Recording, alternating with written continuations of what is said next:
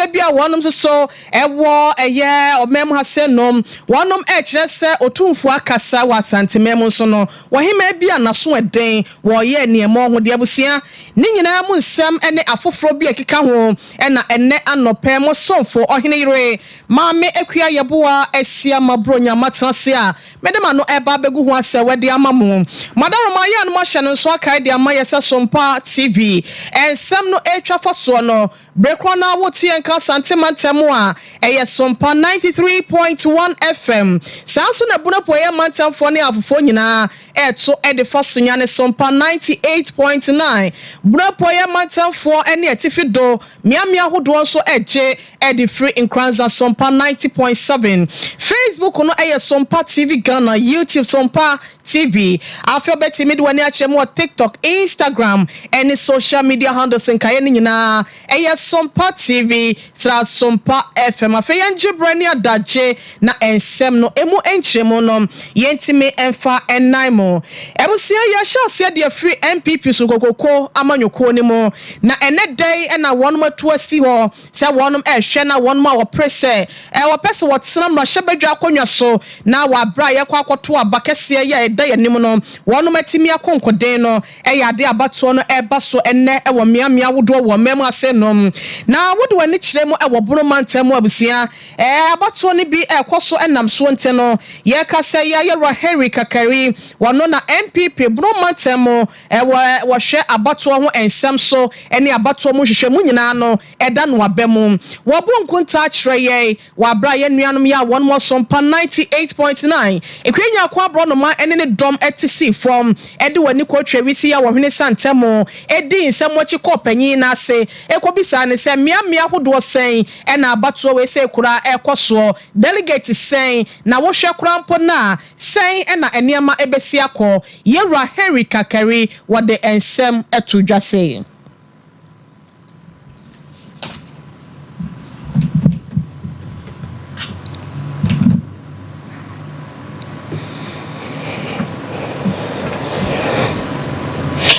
abusia ye boya ho modense ye nsabeka ye Kakari ene no na yetimi abo ede amamo sede na wosi ekire ensemu ema no na nka yetimi aye na so Mr Technicians ne se wonom eben hasenum a wonom emeboa me wa hasenum na wo kire se ene wo hwa delegates besa makomako empimienu ahenso aduokono 2790 delegates ena wonom ekwa akoto aba na eno achi no odinamuma candidate A or ebusia yenkwa na yewra no ene no yensa kente no yewra Henry Kakari said wo sibu enkonta e de kire ye no yenkotie bi mra total number of delegates omo the constituencies na ye beto aba oso echina no ene Brekum East omo ye Abon no omo ye 696 696 okay. What Brekum West omo ye 343 Obadoma Central, Omuye 722. Obasumana West, Omuye 1029. The Emma Obi Edina and the same man to Abano. And I say, ever teach ma or say Oba. Now what's a petty Akadia, and say, Odinamuma candidate A or candidate B. Okay. And all more political say offense according to the protocols now the buy. Okay. And I say, Udi line mwa ukoto abano. Wa adwin say oni okoye campaign ama candidate O candidate B. As a police vote me arisco edwako. Da so na we be a form no ma para so okoto na o say o to na papa bi say utwa picture na say ya and so etimi e prevent o to abani wi so na okuja de kire amansan and so no etimi and so beje o ballot pa no akanze ma pantu na so eno no nti this is one yeah ebetimi apart from that so what are you abon nko dia fana abon no mo dia ma yisi na yisi ne djuma dia ne se obeba wo de assenso dia ID card bi aba na e chere se eyewo asomasi ana benten ona Abusia nipa yɛte ne nkan wode wani kyerɛ mu ɛwɔ bunu mantam ne mu a MPP amanyɔkuo no wɔno ɛna hwɛ wabato ho ensɛm sieran monyamfo Henry Kakari ɛne ne din yɛbɔ ewura mu ɛwɔ nsɛm foforɔ mu MPP amanyɔkuo na abato na ɛna yɛda so gyina mu na bantama abato mpɛsua so ɛne yakɔ akodro na ɛhɔ ɛbɛbunu bi a wɔno so amanyɔkuo ne mu no afrɛ nsɛntwerɛfo ɛhyɛ mu nam so mu de nsɛm pii na no ɛna atodwa ɛkyerɛ mu a ɛyɛ ade anansa yɛn yɛ Justice report kodua ya wɔno ɛna yɛ trɛfo pɛgye de amanyɔkuo no babɔnten ɛde abato no ho hyehyɛ yɛ ɛbɛtu dwa ebi ne sɛ bia wɔ bia ɔpɛsɛ wɔ gyina mu ɛpre tumi ne bie no wɔkɔ akɔhwɛ ɛde delegate foɔ akɔ akɔhwɛ bia bi ɛne ɛno okulu wɔnom no ɔbaase wɔnom ne adeɛ ɛno ɛne ɛnsɛm ahodoɔ bi ɛho kɔkɔbɔ ɛkɔ ɛde amanyɔkuo no nanso no nkɔfo ɛkyerɛ a ɛyɛ ade a yɛwura asɛnso boakye bantama abato mpɛsua so ne ya wɔ gyina mu mmarahyɛ badwani anasɛ mmarahyɛ badwam ɛde ma wɔnom no wɔya ɛbu mmara no so ɔnabo ayamɔ wɔno ɛna ɛdi dɔm anim ɛkasa yɛ yɛnkɔtie ne nsɛm wɔ yɛ tie so nneɛma bi kwan a moanhwɛ yɛ a na ɛde penkyen anaasɛ ɔsɛ yɛ bi aba abatoɔ no a wɔgyina ɛbɛkɔ so wɔ bantama yi ɛno nti yɛsɛ mpanyimfoɔ ka no borɔfo mu sɛ to be forewarned is to be forearmed nti yɛka kyerɛ mpanyimfoɔ prɛko pɛ that is ɔmo nso ayɛ dɛ ɔmo ada ɔmo ho so na deɛ ɛdi kan yɛwura general secretary Justin Pimpɔnko bi aba asantema mu a ɛyɛ adeɛ a wɔka kyerɛ MPP foɔ ɛne mpanyimfoɔ a wɔha nyinaa ne Ghanafoɔ nyinaa sɛ MPP abatoɔ no a yɛbɛto no ɛnyɛ adeɛ sɛ ɔmbɛma ho kwan ama obi biara aba ase nipa sɛ ɛbɛyɛ a ɛnkɔyɛ sɛ obi foforɔ nso pɛ delegates na nhuo mu ne ɔmadi nkɔmɔ a na ɔno nso nyɛ dɛn ɛnhuo mu ɛno nti abibia ne yɛba bɛto aba party koraa de lorry fare ɛba ɛde ma delegates nti yɛn nso bantama constituency ɛnti a yɛnya no wɔ ha ɛne sɛ Sompa ɛyɛ yɛwura MP a osi so wɔ bantama constituency wayɛ n'adwene sɛ nyameboa a ɛfiri ahomakye no num ɛrekɔ no ɔkɔ baase delegates no ɔde no akɔ akɔgu asɔredan bɛyɛ Pentecost asɔredan ɛwɔ bantama ha no na yɛka ama nate na mpanyimfoɔ nso ate sɛ ɛnyɛ adeɛ a yɛbɛpene saa adeɛ no ɛnyɛ adeɛ a yɛbɛpene saa adeɛ no Abusia Honorable Ayammo wɔno ɛna di dɔm anim ɛwɔ MPP amanyɔkuo no ɛmɛbunu dɔm ya wɔno mo bantama abato mpɛsua so a wɔno nso so ɛkyerɛ nsɛm ɛde ɛma yɛn yɛda so ɛwɔ abato no ho nsɛnsɛm na ade wɔne kyerɛ mu wɔ offense not abato mpɛsua so a ɛyɛ ade a abato no bi ɛbɛhyehyɛ so ɛna nɔpɛ na Dr. Freche Asamoah wɔno ɛyɛ tibrekɛsɛ yɛ TVET wɔno ɛna etua no ɛwɔ mem ha senom wɔse wakɔ akɔhwɛ no monyamfo intim watimi akɔ akoto no ɛde afiri na adwa so no ɔno ankasa timi aba bɛtena so yɛse wayɛ nneɛma ho die bi ɛwɔ offense not wabra ɔno ankasa ne bodyguard wama ne de tuo contractor bi a wɔn monyamfo mmarahyɛ badwani atimi aboa Collins Augustine team yɛ akyɛ sɛ asphalt yɛyi no wɔ kurom hɔ saa na atwentwe ho nsɛm atimi atɔ so nam ho a wo ho atimi atɔ no yɛsɛ papa yɛ akɔ akɔsi kwan bodyguard no wapamo contractor no amanya asɛm ketewa na yɛwura Collins in team ɔde nsɛm dodoɔ no ato dwa yɛnkɔ nkɔtie bi mmra contractor ahapran kabo na lobby this year lobby sika kese ma de ba be Freche Asamoah ɔne ne mpɔfoɔ a ɔmso mo pɛ ɔmɛn so de ɔde kaa otunika ablo kokɔ no apamo contractor ko so de ana ko a great promotion ɛwɔ Atlanta sɛ de be ya me nti nipa moja ba kura be so table ɛno no nyade a baby ntuntu na mepe nti me pay for actually for say when you are young na ɔmunda kwa na asukwe Abusia for monyamfo Collins Augustine in team mmarahyɛ badwani de ma de hyɛ ya wɔnom ɛwɔ offense not abato mpɛsia so ɛne ekotie noe na ne deɛ no akyi no temamfo ya wɔnom akoma dan ne mpatam ya wani kotwawi sɛ ɔhene santam wɔde di deɛ na ɛkɔ so no nyina mu adanse no wɔn so wɔto wɔnom tuo kakra ɛde kyerɛ ya yewura da ro ma e kwa yo mo ye ha kwa ne nka ho e no afọ so asa jobo tuma ye kwa ye de akere kwa ya mai e no mu guso machine ba ya adwuma na doctor go for so mo mpere e mo nya kwa no ama mo ko fa ka besi kwa no ama de ni to pasa be si wo ha ama mp na kwa mo tudi ka ba ha se mo so mo mpere mo nya kwa no ama si de guso ya e ko so e ko for le me ko ya no atali ati doctor Felti Odus wanum jesa wo do so nyina Sia papa bi woni di si nyimoko wo ta da kamachi wo ba fo ano pai mo mi fie mi hu ya na me hia be si kan yi so ana mi bo samsie ya be ya kwayo afa de question ma fra ya se ya mra ya ba ya da ntama dede amuso mo nye nya kan na mo ye no entim e ba be bubu kan no wo bubu ye nye to ba ni na bo achi na amonye enti doctor krofo ani ya ni mo ha dia bi se fe ni kokodua amoni amon choka e na mo friend timo e ya mo di kama police ba ya anyi e na ntim ni di si di ka ba amo so ba ya entokwa no story anyo amo so moment mu nya kwan enti islamu nya bo achi na yesla ba bo kasia e wa di kwan we nessa amo di ka plan say asanya beto ba mo jabebu Ebusiafo na chese office dot about one person so one awakwa akogyiamo aprema shebedwa akonwa no ebuba akoya your friend Dr. Freche TVET penyipa ena yeso akwakoya de bia bodyguard won sisi kwan emu nsem ni mu nkyeremu ena yede abomo no afe ye free mu ede ani akyeremu ewo doma ahenkro na ebusiafo mabunu ya wonom ewo ho no ena ene dumja adwumako no ede so bo bi ebo wonom kyerɛ sɛ eja bi eto baabi na wodimnika ekwa akoso ano se beya ejapade empempem enhwere my Ghana de hye emponi se enkwa entimi enfree ensa na mebunu no muduru wana muduru dadaada ye fremo ena mo ache ena sei opanyi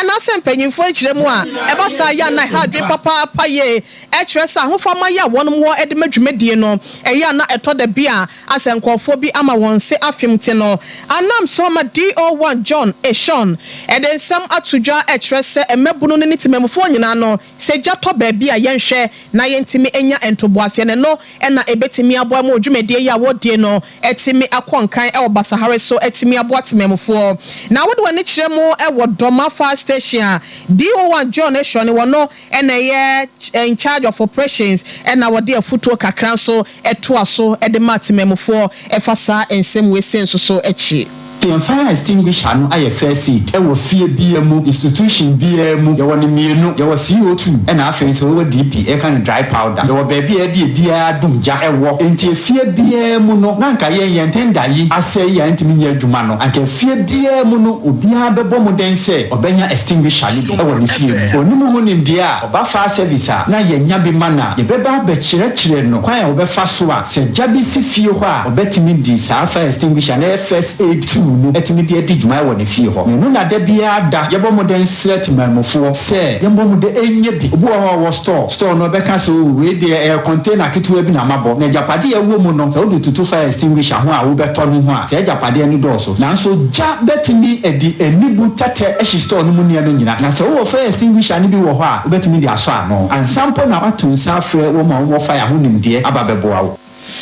Ewusia ye remu ewo ensem foforo mu Ghana mampanyi na dodan kwa akufo ado wato na numu to de nsem atudwa wa bra na ebibie mem hasenom empanyifo Asia na wato adwen esanse nyansa ni bakufo tim na wahwe kwa pa ya bobole ebo ade ene pa wodo ya wodedom ebibima na so no ye hu ekwa pa de befa so ama enne ohia buburo na abedokro ye no yetimi etuase na no ena mampanyi na dodan kwa akufo ado wo kyeremu se ebibiman wade ya wade nso a eyade a eye anya sanka bibini entena se na kwasi kokko enfri ni kuromu emefa yankase ajapade ye godu ye timba ne ya niema hodo ye sombo maye no na wonom edekọ ne nyina no ekyerese ampa ebibrem hasenom no ye woniema pa se ye hwe atoto ne ye wo kwampa so a ebetimi aboa ya brabo enkan krom ne no ena wo kyerem se wonom eba behwe na dwumedi ahodo ye wonom die hwemudie etimi aboa ankrankran nwumaku ahodo ye no wa bibimem hasenom no wonom atimi watimi e de tumi de ama wonom watimi agina abrane ata wachi ama watimi e de dwuma sombo ne nyina ne se ye nepa no wo fade asisi kwampa so ahye ne ye na timi aboa ama nchikafo nso ba wa ama mebo wonom esobo nana adodankwa ekufuado. Sompa FM is blessed. Africa is not a poor continent. In fact, she's too rich to be poor. Our continent has every natural resource imaginable: oil, gas, minerals, and an abundance of sunlight. We have some 65% of all arable land available to feed 9 billion people globally by 2030. And our continent is home to the most youthful population in the world. We have everything we need to transform Africa into a global powerhouse of the future. Ladies and gentlemen, we all know that Africa is blessed. Africa is not a poor continent. Ebibrem hasedom enya dia ehia yenti yenhwe toto ye nema na yenyina ye ho entimi entway eya nadodankwa ekufuado na no si ya pe na ye Ramadan ebusia wo ye content kra yi achese wo ye dwadini na ne business ahodo no ene eba atwentwe ho nsem a ebidi mu atintin mai pon no so esore ye ede nsem kakra etudwase. I really don't share that sentiment because African is talking how things come about here. In other countries, the models, Nigeria, we can do business among ourselves. We can not continue to remain this small. Ebusieni pa yete ne kemo fonche sana eninimu aye shikakra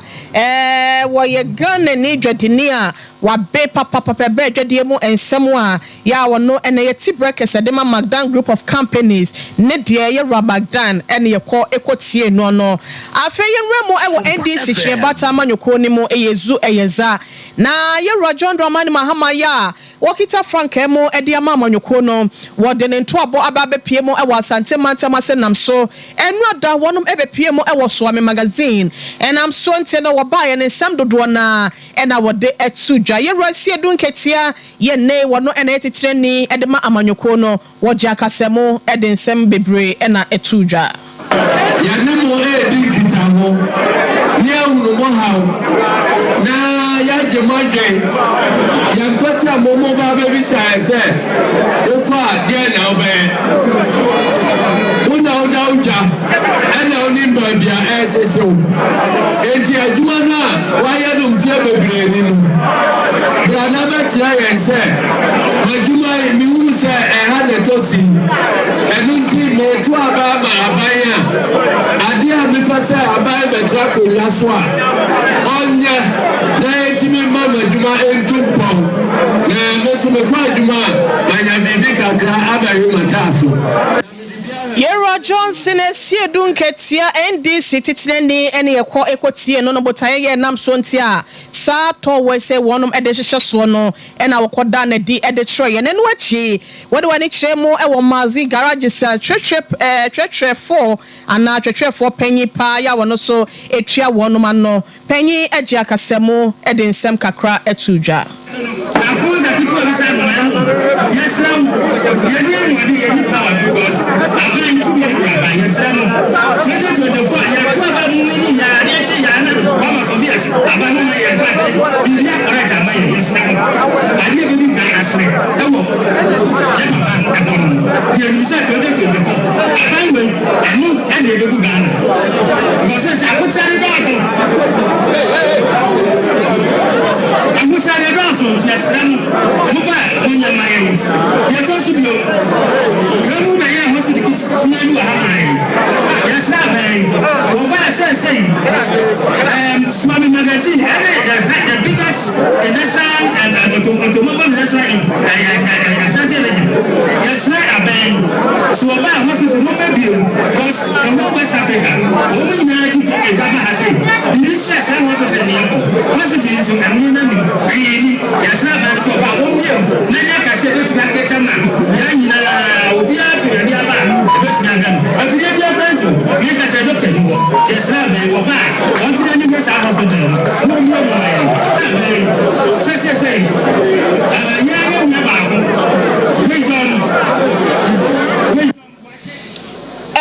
Atwe for penny at the Maswame magazine garages na yɛkɔ ekotie no wɔnom so nsɛm wɔ at the mama penny dada John Dramani Mahama ya wogita Frankemo at the ama NDC amanyɔkɔ ne sɛ Nyankopɔn yɛ adom na so bɛtena adwa no so a ne me hia wɔnom no ɛna wɔyi ne krokro at the ɛtrɛyɛ no afei yɛkɔ ɔfe so akɔnkɔde ase ebusua no akasa ɛde nsɛm ɛtodwa ne nyinaa no ɛyɛ kɔkɔbɔ ɛna wɔde ma nana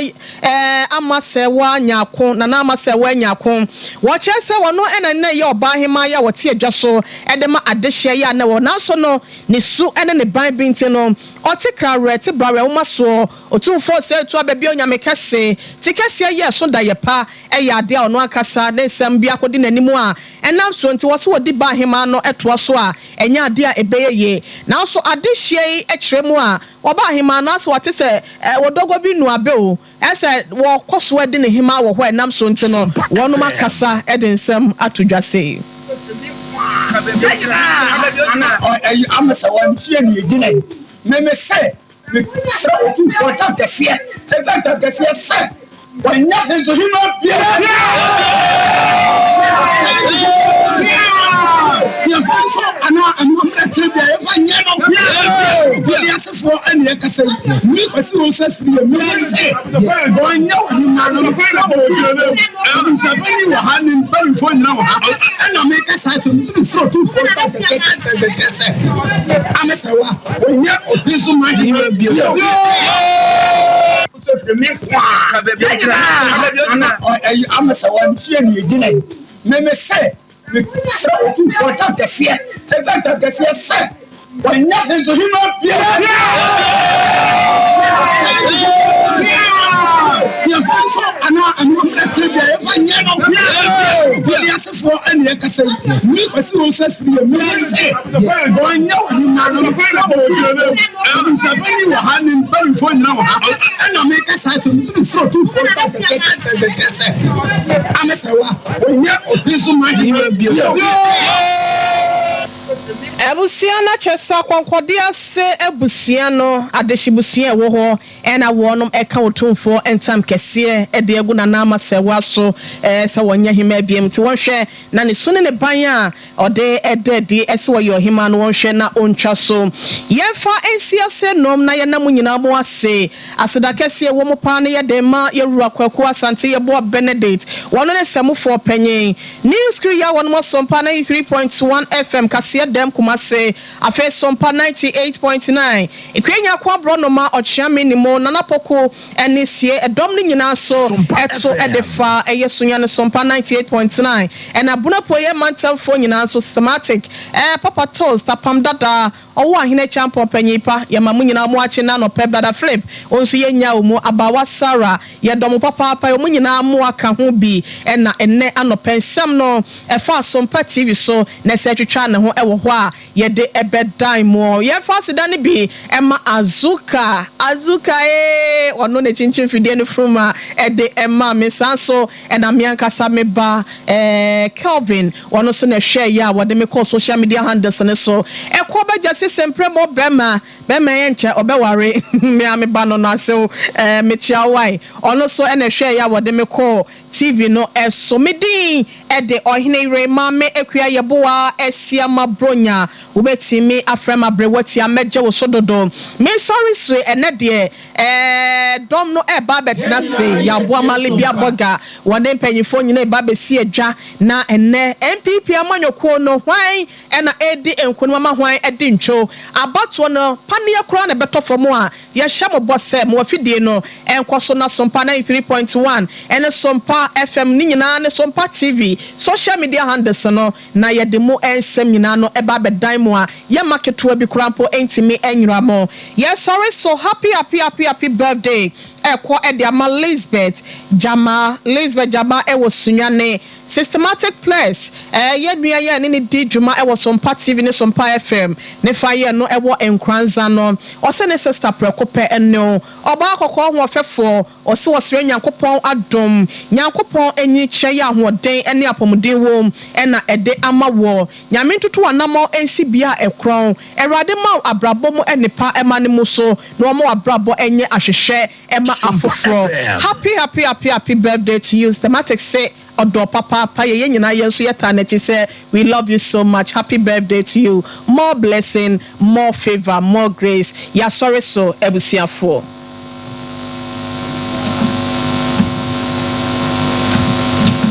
First clinic yes sciatica expert sciatica no o nerves na wo to ase na fa wo sire mu na fa wo nansia be